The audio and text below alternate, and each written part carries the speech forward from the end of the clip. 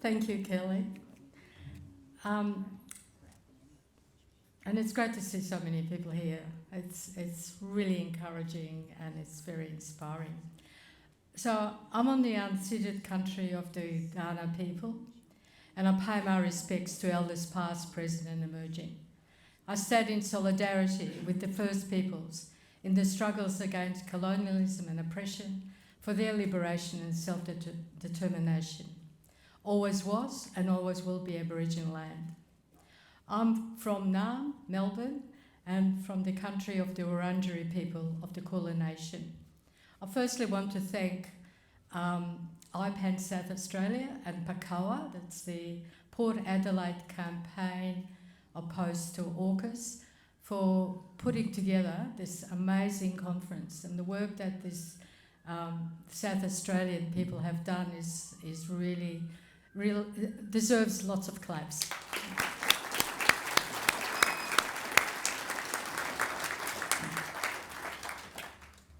This is a very, very brief 10-minute overview of a topic that would probably take pages and books.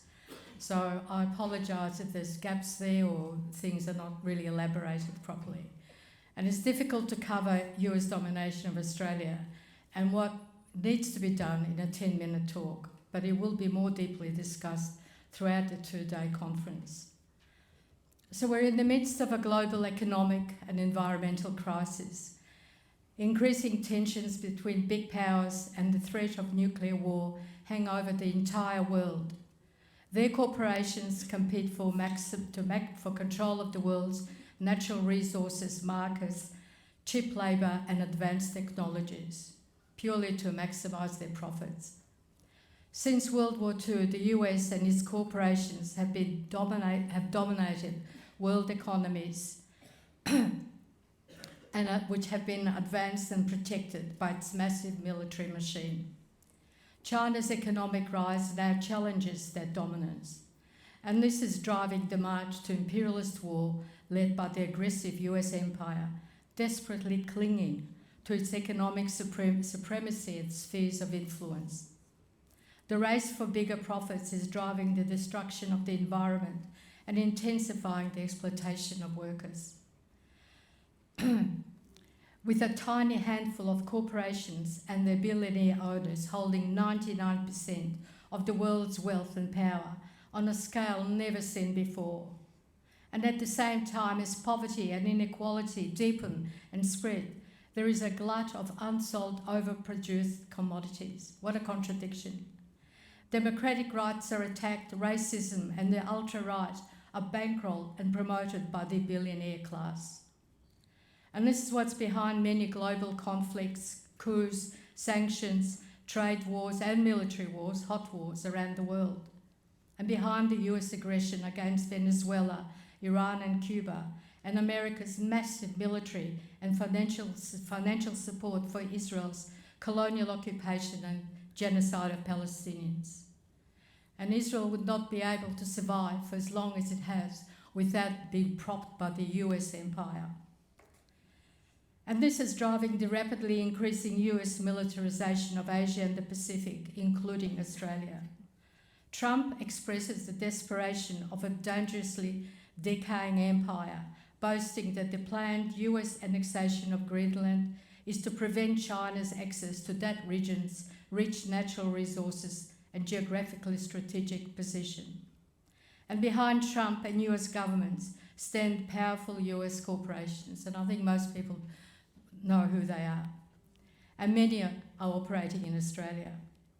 The US empire is in decline, but it still wields global power through its military alliances like AUKUS, Five Eyes and NATO. And where does Australia sit in this world and what are the impacts? Well, from the beginning of 1788, and I'm doing a bit of history here, so most of you are probably aware, but I think that it does fit into the overall picture. From the very beginning of the 1788 British invasion, occupation and genocide of this continent's first people settler of the first continent's first people, settle Australia has been a loyal, subservient dependency on big powers, first to the British colonial empire and after World War II a vassal state of US imperialism, a sycophantic US deputy sheriff guarding and enforcing US economic, military and strategic interests in this country and in this region, upholding the US global supremacy, which is what the current Albanese government is doing. Large sections of our natural resources, industries and banks are owned and controlled by multinational corporations and financial institutions. ExxonMobil, Rio Tinto, Chevron, BHP, Woodside, Citibank, JP Morgan Chase. And local corporations like Gina Reinhardt's, Hancock and Twiggy Fortescue are dependent on foreign capital for their operations locally and overseas. They feel the overseas and local corporations wield enormous political power and influence over this country's economic, environmental and industrial relations policies through the powerful Business Council of Australia. And some of the main ones are again Boeing, Blackstone, BHP, Citibank, and Commonwealth Bank. These corporations ensure Australian governments and institutions serve and protect their economic and strategic interests in this country and region. The UK orchestrated 1975 dismissal, or a bloodless coup, which is more appropriate to call it, of the popular Whitlam government is just one of the examples of US political interference, and there are many others. In 2009, the US shifted its global strategic focus to Asia Pacific to contain China's rapid economic rise, calling the US pivot into Asia Pacific. With 60% of US military forces based around the world relocated to our region, to Asia Pacific, turning Australia into a major US military base and launching pad for a US-led war with China. In November 2011, Hillary Clinton, the then US Secretary of State, visiting Australia, announced the US new policy titled, quote, America's New Pacific Century, unquote. She declared, quote, one of the most important tasks of American statecraft over the next decade will be to lock up substantially increased investment, diplomatic, economic, strategic, in the Asia-Pacific region by forging a broad-based military presence. And this is in a nutshell what America is doing in this region now, protecting its own economic and military strategic interests. A few days later, standing in Australia's Parliament with a fawning Prime Minister Gillard beside him, the then US President Obama announced the permanent stationing of thousands of US Marines throughout Darwin and opening up Australia to deeper military integration into the US military machine. Today, this country is being turned into a major US military base under the boot of the world's most aggressive and crumbling empire. The 2014 False Posture Agreement formally gives the US unrestricted access to Australia's military facilities and Commonwealth land, a second invasion and occupation of this continent. The size and operations of Pine Gap and Five Eyes intelligence and spy operations have multiplied many times over since the 2003 Iraq War. More than ever, critical to Israel's Palestine genocide and occupation, instrumental in US instigated military and political coups, assassinations, and occupations of other countries. It is no small feat, Pine Gap. Pete Croneau's latest Pine Gap article in Declassified leaves no doubt that Pine Gap is fully controlled and operated by the US. Numerous US bases, military infrastructure, and thousands of US military personnel are now permanently based across the country. And I draw people's attention to this IPAN's very, very comprehensive booklet on the US military foot on Australia. I think you've all got it in your show bags. AUKUS Pillars 1 and 2 deeply integrate Australia into the US military and war machine and will automatically involve us in a US-led war with China. High-ranking US military and political advisors and personnel are embedded in Australia's military and defence departments. Multinational weapons corporations embedding themselves in our schools, universities, and sections of the Australian economy and industries. The financial, economic, social and environmental costs are an enormous burden on the people. And there's no time in this short talk to list them all, and will be discussed throughout this conference.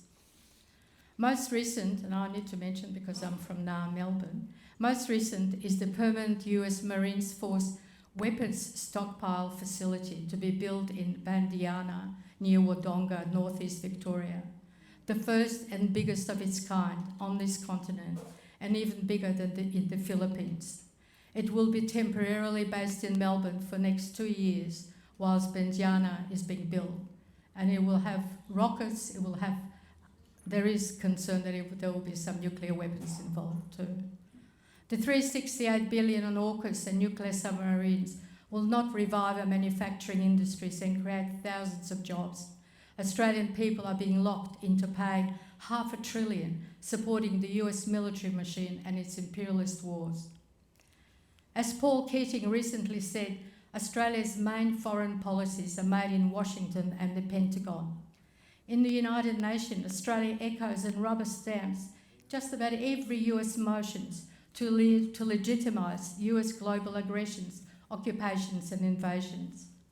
In 1981, Malcolm Fraser, the former Liberal Prime Minister, told Americans that no nuclear weapons capable aircraft or warships will be allowed in and around Australia. In 2023, Penny Wong, the Labor Minister for Foreign Affairs, told the Australian people that her government respects the US policy of neither confirming nor denying US military carrying nuclear weapons in Australia or around Australia. Along with broader attacks on people's democratic rights and to protest and speak out against injustice, the federal government recently created a new AUKUS command unit within the Australian Federal Police. That's the highest level of the police. To suppress protests against AUKUS, nuclear waste dumps and war. So they are preparing for massive opposition from the people of Australia, and it will grow. There is urgency to build a broad and united people's movement to break free from the US for a genuinely independent Australia. People from all walks of life are coming together, uniting in campaigns to close Pine Gap, cancel AUKUS and the FBA, end the US alliance and Palestine genocide, against war and for peace with justice. And this is all part of the broadening and uniting movement for peace and independence that Abby has referred to as taking right across the world. And we should be so encouraged and optimistic about the future of this country and of the world. We must nurture and support people's organisations and alliances on the ground, in communities, workplaces, unions, schools and universities, raise awareness, organise and mobilise, as IPAN and other organisations, grassroots organisations, have been doing for years. Australia's people have a long history of uniting and organising in mass numbers against imperialist wars for justice and peace, in solidarity with the First Peoples of this country and solidarity with the people across the globe. And again, no time to list them, but we should highlight the Vietnam War, the massive mobilisation of millions against the Vietnam War and the Iraq War, and there are many others.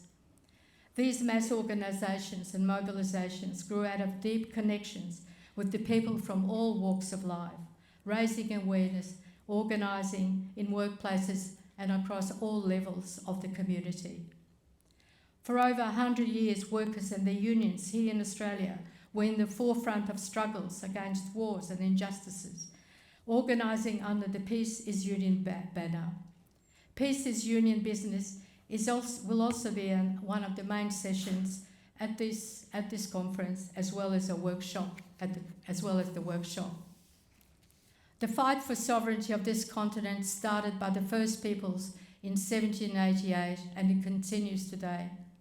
We must empower everyday people as the agents of change, with a vision to free the country from the US and oppose domination by all big powers and profit-hungry corporations. And finally, millions of people around the world are inspired by the Palestinian people's resistance to Israel-US colonial occupation and genocide.